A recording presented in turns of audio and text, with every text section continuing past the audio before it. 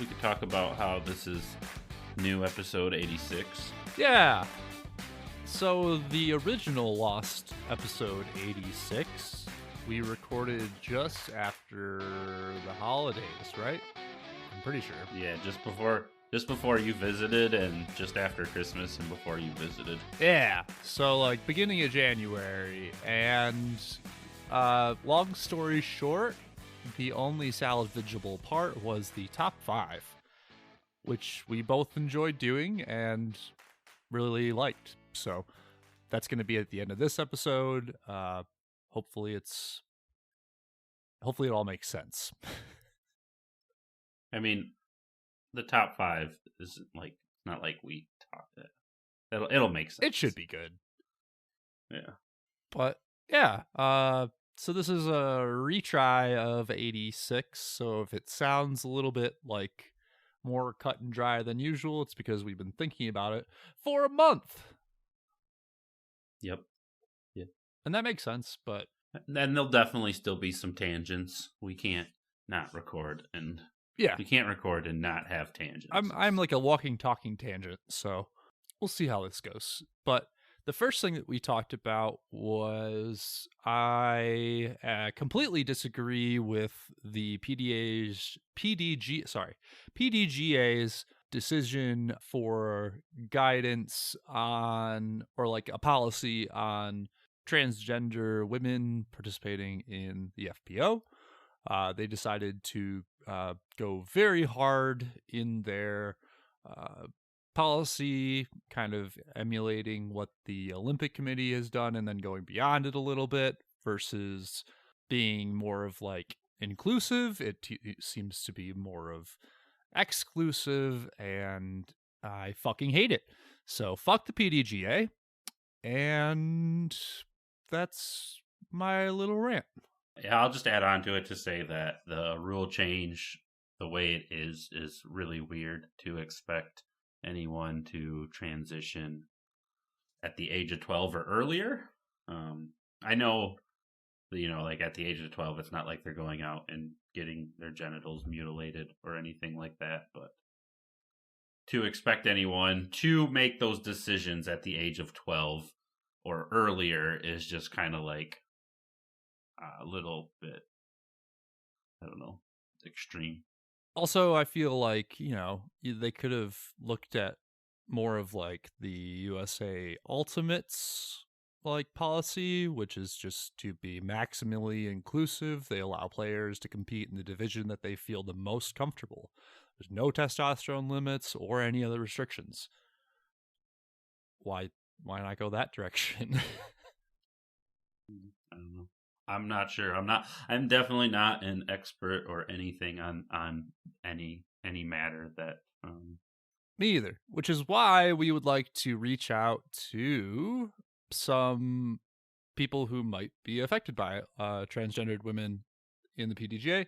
We're going to try and reach out and see if we can give a platform to these people so that we can be educated, and make sure that they have not a policy, but a place to speak about their struggles. I know Natalie Ryan's not giving up on tour, so that's cool. That's good. She's going to be playing A tiers in MPO, probably kicking butt. Definitely kicking butt, but it's just ridiculous. Anyway, hopefully we'll come back with some more info for you guys soon on that. I don't know how to lead away from that. Yeah. Want to do the ad reads? You can do the ad reads. I'll do that. I'm like, And I think we said it pretty well on the last. It's serious stuff, so it's going to probably come across as a little bit more serious than we typically cover. It's hard to make jokes around things that heavily affect people's lives and make people feel uncomfortable and excluded. I just don't like that. So yeah, let's hit some ads. The Dicks.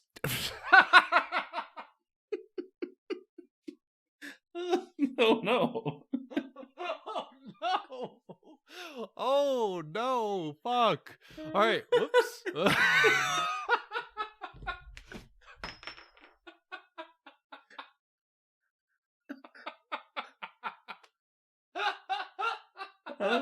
You can't even. Oh. Whoops. Wow. Well, I am glad this is not live. Yeah. That was good though. Like you can't even. Could not have been worse.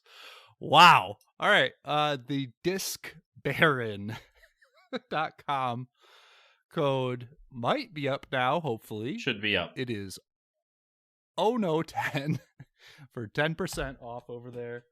We want to thank you guys for using the code so much. We were actually the #1 code used at Disc Baron for the season, and we just signed our next year's contract with them. Couldn't be more happy and proud that people actually do things. So thank you guys. Good job. Thank you guys. Appreciate y'all. Have we introduced ourselves too? No, we have not. This is the Oh No Disc All Golf right, we'll do it after podcast. this. That's Eric. I'm Kyle. Now we did. We say things into microphones, and sometimes they don't make sense or are in any order, and we have fun. And we hope you guys have fun too. Yeah, who needs structure? I have enough structure in my life. We used to have a lot more structure to the show. What do they think I am, an architect? So, yeah, fuck structure, dude. People like craziness. Let's do it. If you haven't listened to...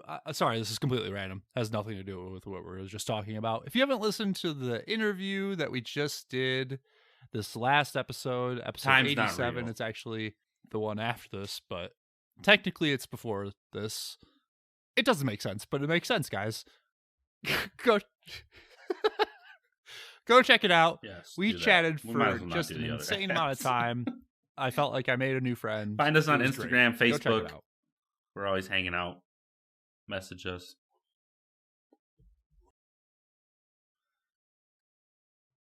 I get Facebook comes through in the same thing. Yep. So usually Eric's interact on Facebook, on the grams mostly. I don't do anything on Twitter, TikTok, or YouTube, even though it's there. So.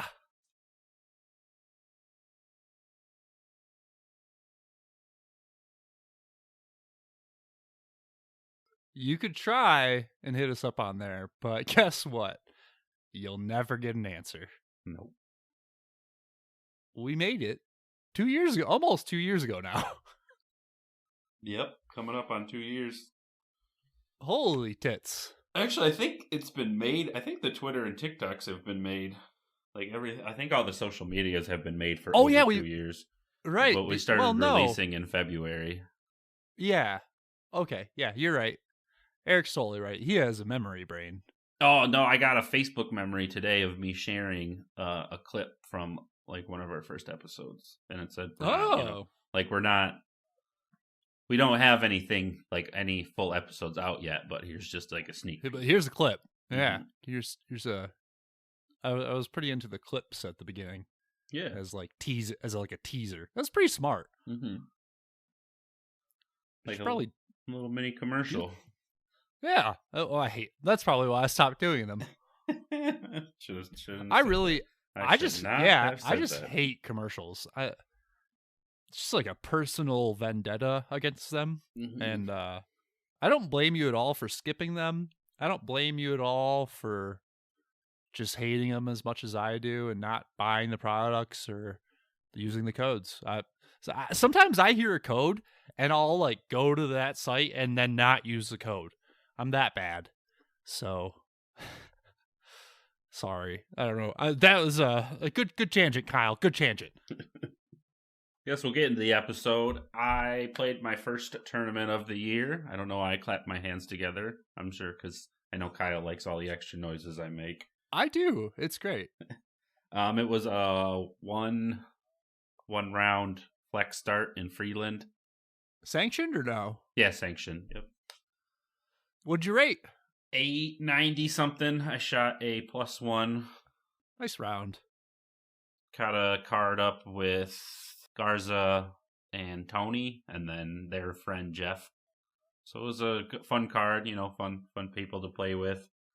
It's always fun to play with your friends. Yeah, I showed up at 8 a.m. to throw a practice round. I got through 13, and I was just like, I mean, I parked 1, 2, and then had a tap in 3 on 3, which is a little longer one. 4 I messed up, but then 5 through 13 I had almost like a perfect shot. Like I couldn't miss. I didn't putt though. Like I wasn't getting my putting warmed up, and that didn't affect me because I just like once the round started, the competitive round, I could barely make it off the tee pad. Oh, gotcha. And so that was very frustrating. Yeah. But then I got like a little hot streak on starting on 14, and that's what kind of brought me back. I mean, I didn't shoot that bad. You know, I'm pretty happy with +1. I just know I could have played a hell of a lot better. Right. You know the potential. Yeah. But yeah, just want to give a shout out and a thank you to friends Andrew Garza and Tony Riopel, and then Brent Faubert. Sorry, Brent, if I pronounced your last name wrong. You tried. And Breaking Aces for putting on the tournament. Had a blast.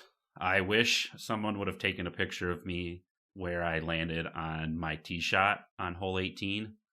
It was in the absolute, I don't know if I've ever been in any other worst spot, but it was, so you know where hole 1 is, right? You know, like how hole 1 and 18 go across each other.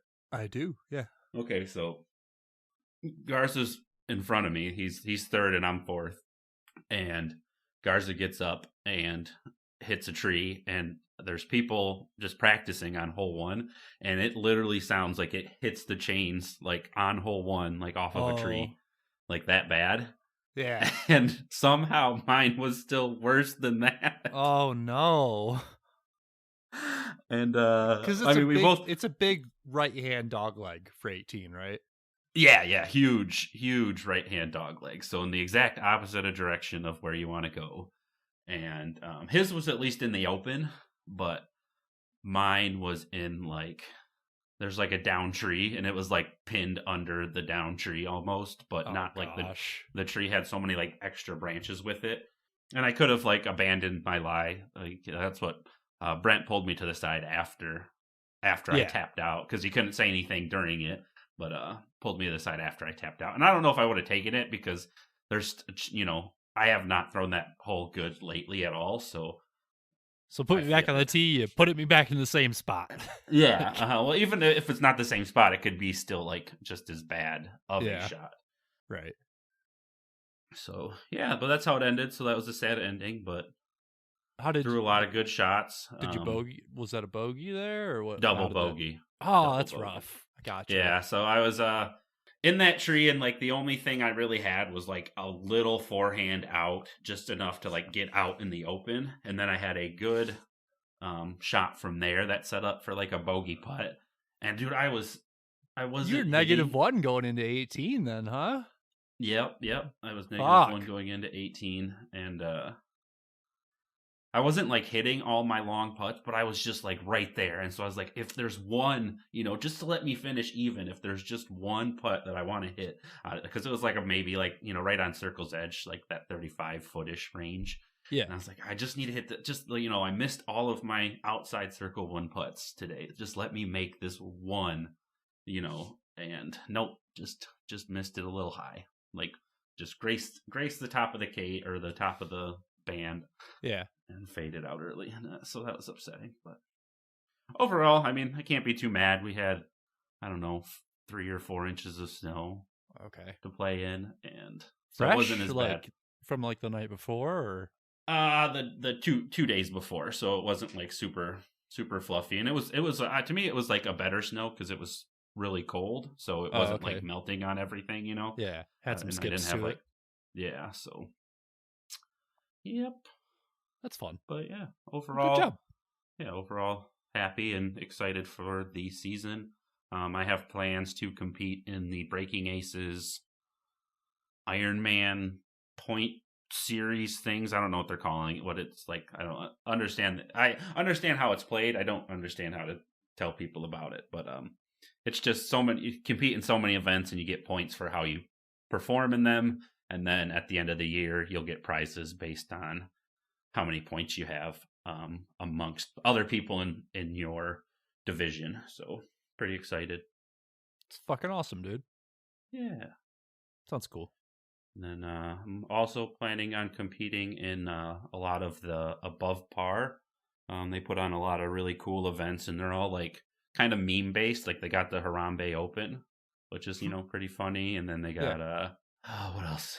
That's the only one that's sticking out in my head right now. If I was smart, I would have wrote more of them down. But they're doing a lot of cool stuff. Kind of more in like the Flint and like not all Flint, but like Flint, Davison, like goldenrod stuff like that. Whereas the Breaking Aces are mostly in like the Saginaw, Bay City, Midlands area, Freeland, stuff like that.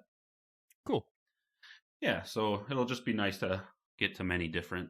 It's nice to have a couple different things going on. Yeah, just to get some action out there. It's nice to play. Yeah. Mm-hmm. I think my back still is like hurting from when I fell fucking in Michigan. Yeah, you haven't got to talk about that, so let's hear that story, and I can. Oh gosh, yeah, that's an oh no moment, isn't it? Fuck. Uh-huh. I completely forgot about that. We didn't even mention that.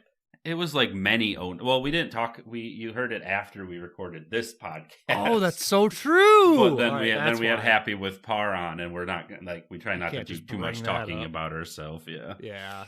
So I'm clumsy, just as a person, but when I get like rushed or just like want to go somewhere, sometimes I just like get some tunnel vision going. So anyway, I had a backpack on my front and back, and then super heavy bags in both arms, and decided to like lose my footing going down just some there's like stairs to a mudroom before the kitchen in this house. So just like slid down those stairs on my butt and back, and that was the beginning, the second day of a week vacation, quote unquote, to Michigan that I did at the beginning of January to see Eric and my family, and made playing disc golf a little bit difficult because... Oh, yeah. I felt bad. I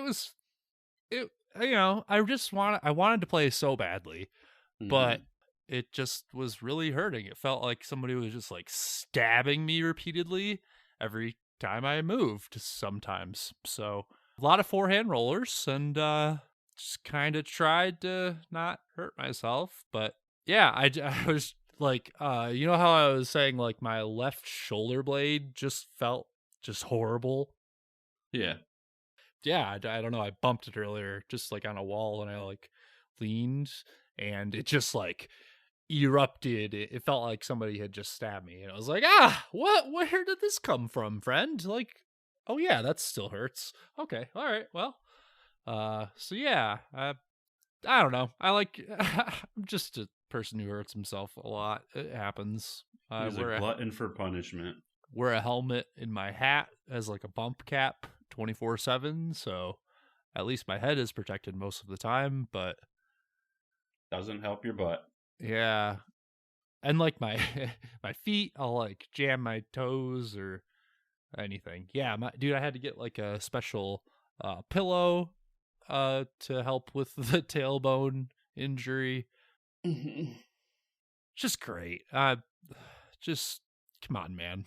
And that's, I was like laying on my back on the bottom of the stairs for like, probably like a quarter of a second. I'm just like, fuck you, Kyle. Like, why'd you do that? Like, come on, just awful. That'll happen. Luckily, we at least got one round of an uninjured Kyle in before. We did. Right before that happened. Right before. Yeah. Gotta have a fun round. Then we gotta play Sweet Safari Hole.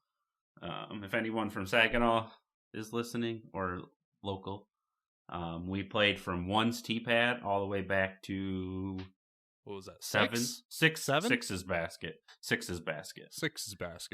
Yeah. So that was a lot of fun. Yeah. Interesting. To say the least. Not super possible, but it was competitive. Yeah. If they just opened up that pathway that we went down, that'd be very like make it much more fun and like easy to do. You know, if like that was as wide as an actual fairway. You just have to learn an overshot, you know? Like I know, but my shoulders don't do that. It's not nice. teach them. It's not nice. It's not nice. I agree. But my word of advice, don't fall down the stairs. Slow down. That's good advice too. My fucking slow down. Yeah. Even if you're late, because you're already late. I mean, I'm always come late. on. I know, but that's what I'm saying. Like, but I used to have quite the lead foot and had quite a few speeding tickets that I've gotten in my day and pulled over for speeding. And I realized most of my speeding tickets came when I was driving to work. And I finally had like the realization, like, why the fuck am I speeding to work? Even if I'm late, like, why do I care so much over my crappy minimum wage waiting job that I'm going to risk a ticket to get there on time? Yeah, financially, it does not make sense to speed. No, it does not. Also, like the amount of time that you save by speeding is just like so minimal, minuscule. It's like, so small. You get me going on another rant. I just wanted to give everyone a breakdown of some of the off-season content in case you are just dying for the seasons to start, because we still have just under a month before we'll have live disc golf back. It's not that much time. It's not, but it's going to feel like it if you watch disc golf content all day. Right. Like I do.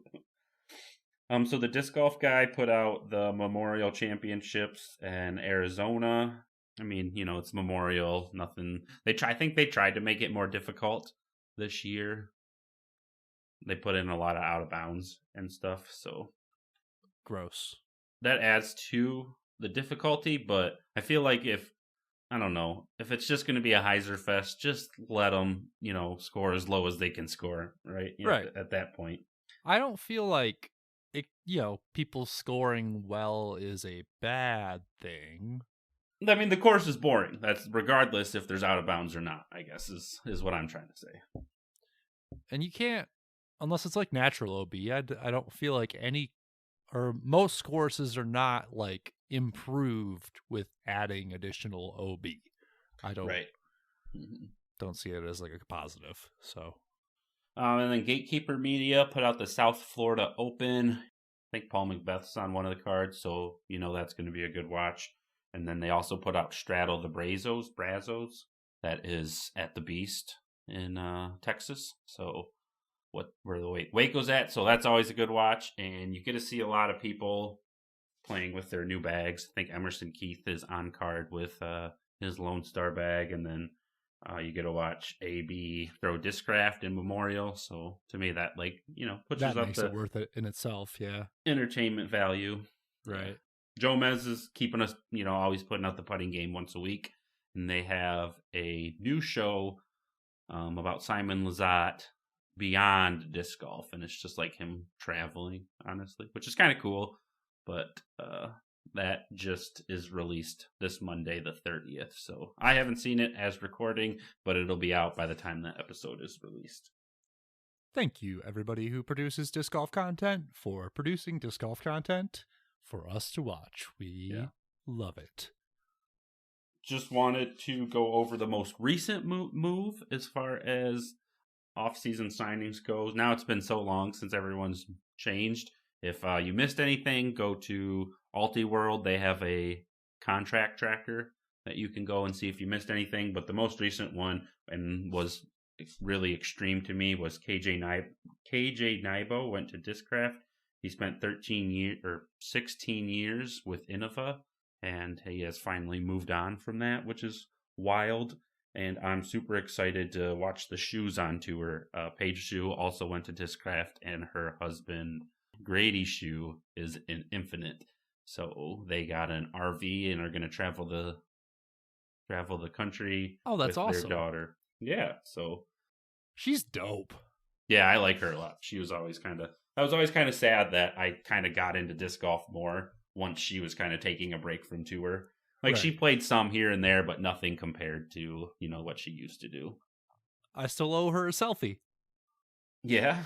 And then talking about the season coming up, there is a few changes to it. The Disc Golf Pro Tour Elite Plus events. So they're basically like playoff events without being like at the end of the year, but it's going to be the Portland Open and the Ledgestone Open are both Elite Plus events, which mean they're worth 150% in tour points. And then the MVP Open and D-Glow are also worth 150% of tour points. So that like all accumulates for the DGPT's championship. So people should really, really want to do well in those tournaments. Yep, those are the ones. Those are going to be some of the deciders. And then in another cool note that I'm pretty excited about is there is, I want to say 7 European events that are on the Pro Tour that'll all count towards like DGPT points. Oh, it's dope.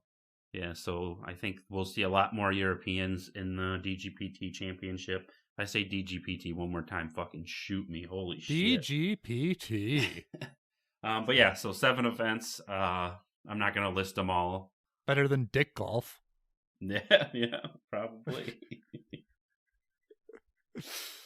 But yeah, so super excited for the season. It begins February 23rd, so 20 days by the time this episode's out or so. We'll have live disc golf. Well, I guess there is the All-Star weekend, I think, is the weekend before that. So it's right around the bend. It's right around the corner. Mm-hmm. We'll fucking see you there. All right. I'm going to give you a 3, 2, 1. Top 5. 5. Oh, yeah. So our top 5, for our first top 5 of 2023, we decided to go not really into left field if you've listened to this podcast before, but it's not disc golf related. I don't think there's even anything in the show that was ever disc golf related. I don't. Yeah, I know right. there's I don't think there's a reference to it in The Office, and I know there's some references to it in like in Parks and Rec, but I don't think there's anything in Always Sunny. Yeah. So we are going to tell you guys our top 5 favorite Always Sunny episodes. If you've listened to the show, you know how big of fans we are of Always Sunny. There's all kinds of dumb, funny comments about out there, trying crazy. Trying to just insert quotes from Always Sunny episodes. We've watched every episode probably countless times, and trying to pick our top 5 favorite was hard. It was so difficult. I found out that I liked the older seasons, so that was one thing that was very clear in my list, and we're gonna start off with our number 5s. Eric, what you got? For my number 5, I got The Gang Gets Analyzed. This one is when they all go into Dee's therapist, and they get Dee's therapist's help to figure out who needs to do the dishes from a dinner party they had a week ago or so. Very funny. It's the way it breaks down each character, and I don't know, the pen thing with Mac. Oh, you sleep here. That looks like a dick. That looks like a dick. To Charlie not understanding anything the lady's saying but trying to, and then pulling out the pigeon. Oh, well, he was alive when I put him in there. Just falls. It's just so good. Such a good episode. It's a really good episode. We're not going to probably say too many negative things about the episodes, just so you know. We're not going to say, or we are? I don't have negative things at all. These are our top 5. Do you think there's any negative things in that episode at all? No. Perfect episode. for his number 5. All right, here we go. My number 5.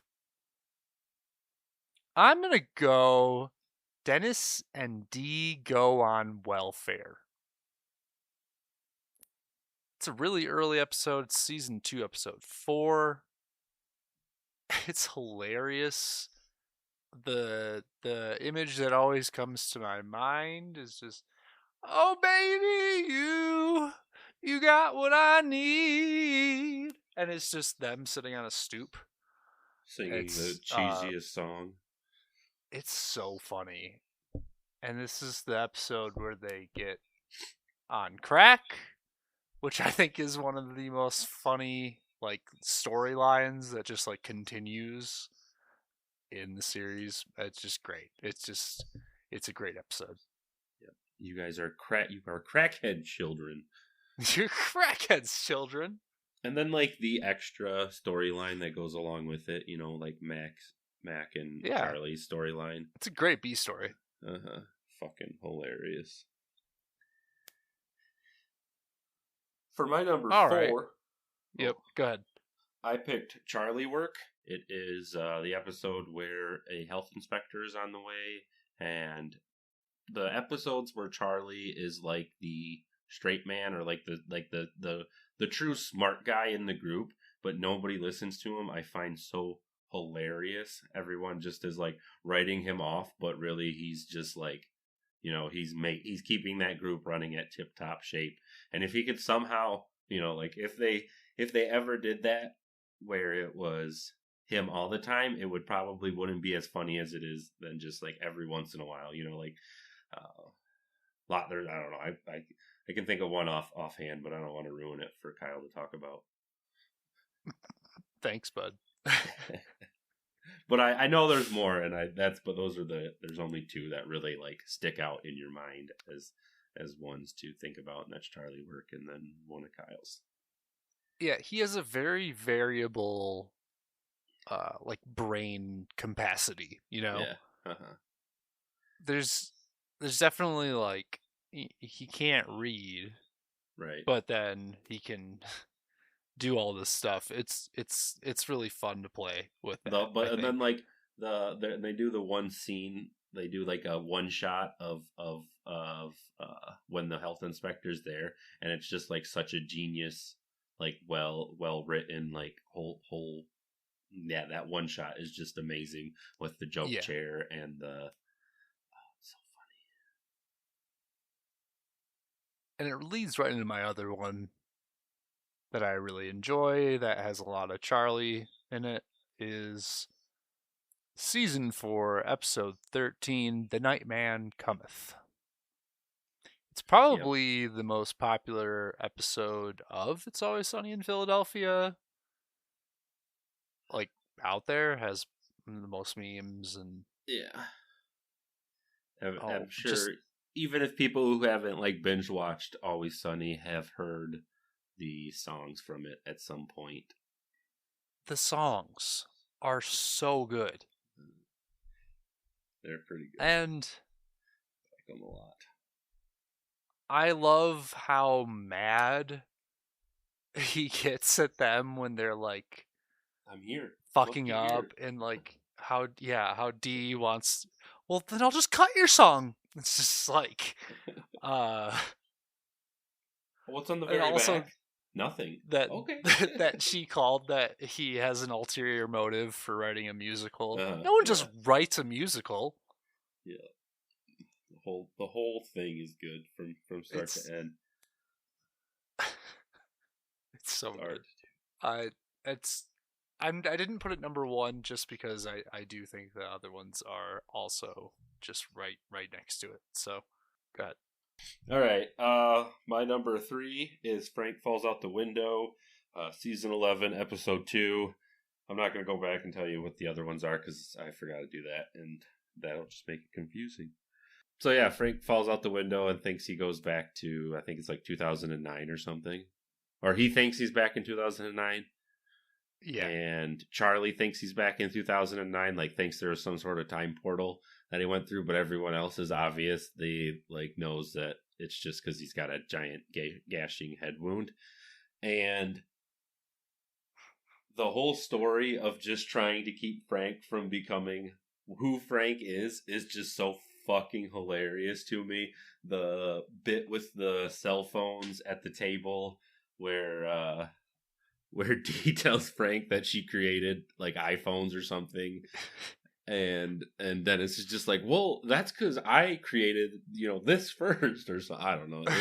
It was just right. like it's just like so out there. It's so it's like so like simple and funny. Yeah. They kept it pretty small too. Like a lot of it is focused on like the repeating of everything that's like when they first had the two girls come home from the strip club and like that happens again. It's all just really good. Yeah, Well I think like Frank entering the series was such like a pivotal change for it. So to kind of relive it in a later season was just like, yes, this is perfect. What is this? What number is this? Sorry. 3. 3? 3, yeah. The gang dances their ass off. Season 3, episode 15, is hilarious as fuck. The premise is Charlie puts up the bar because he can't read and makes a mistake.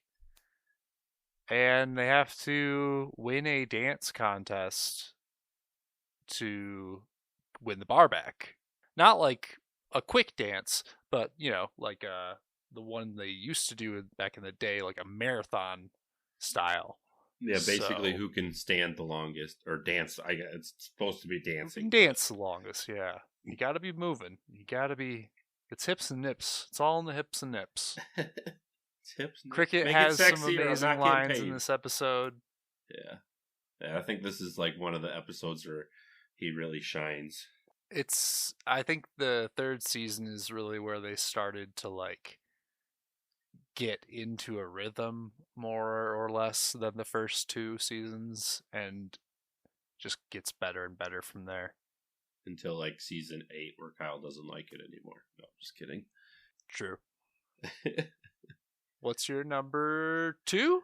My number 2 is $100 Baby, season 2, episode 5. This is a play on the $1 Million Baby, and both storylines in it are just so funny. They do a Dee storyline where she wants to learn how to box, and Frankie's going to teach her, and then they do the other storyline is they want to get someone into a fight club. They want to get Charlie into a fight club. Like an underground one. Yeah, like an underground fight club to try to win a bunch of money. And then he like drops out at the last moment. This is like probably one of my all-time favorite like things that happens. Drops out at the last moment, and then Mac has to go in and fight. But Dennis switched the bets. I'm betting on Mac to lose, and then they get robbed on the way home.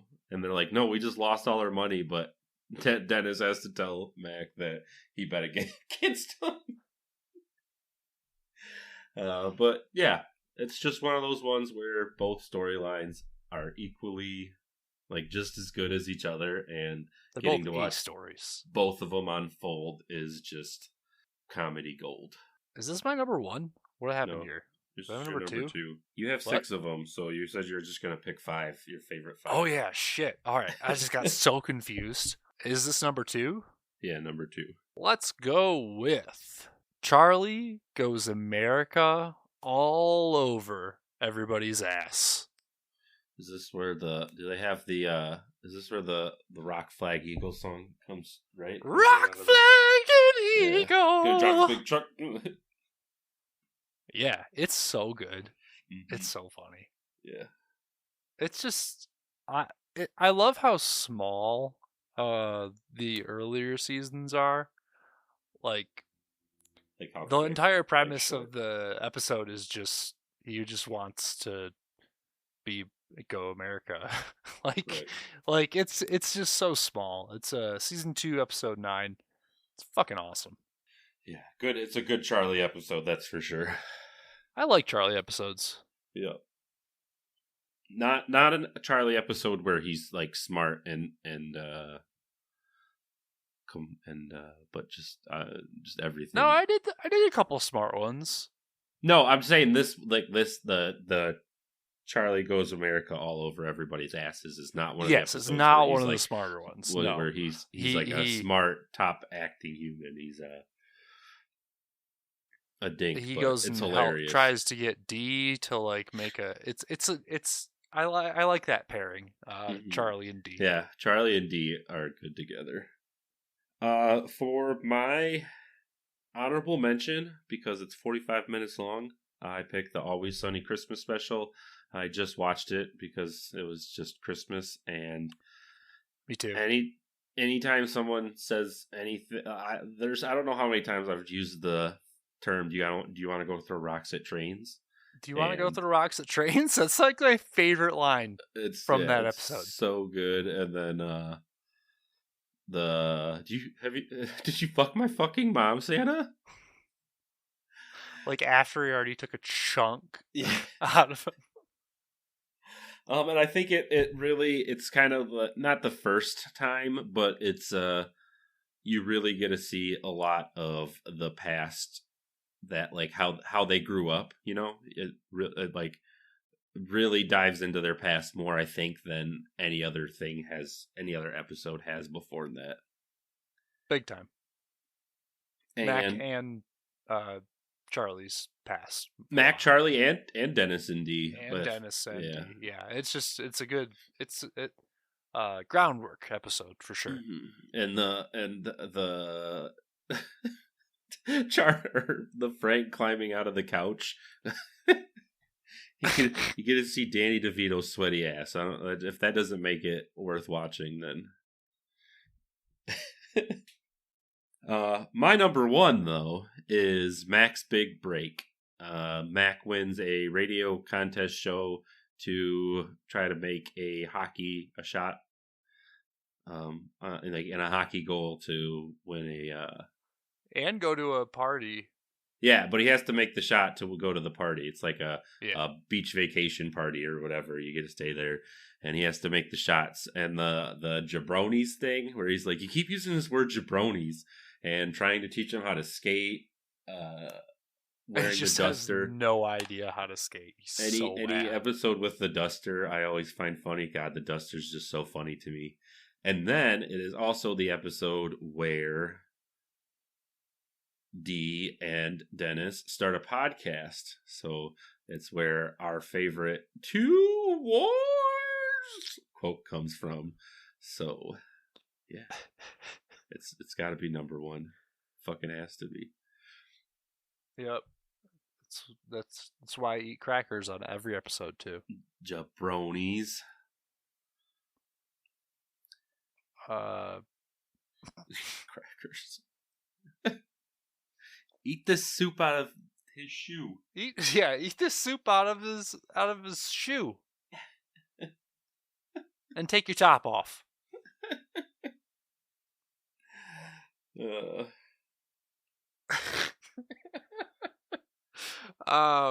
My last one is.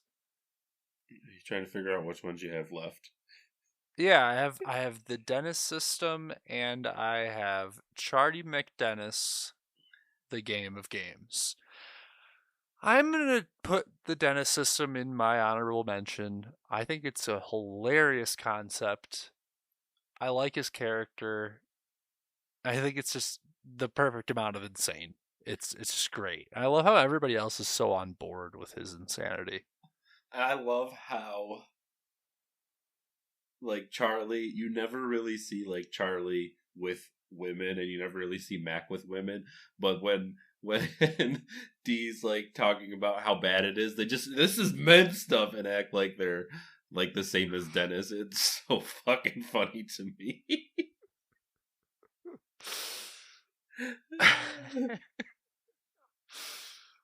Oh, shit. But my number one would be Charlie McDennis, the Game of Games. It's a good one. I've always wanted to come up with my own game, like a board game or something. So you I feel I like have, that's what it would be like because you would constantly be changing what you wanted, yeah, like the it's direction and you just wanted like to go stealing in. from other games and how they have to nail down the board. Mm-hmm. I would be the board flipper. I'll say it right now. Obviously. I don't even And it's just a really fun concept of like if they just had the idea one day to like make their own drinking game, right. and this is what they came up with. I just love the imagination behind all of it. Put this bottle back together.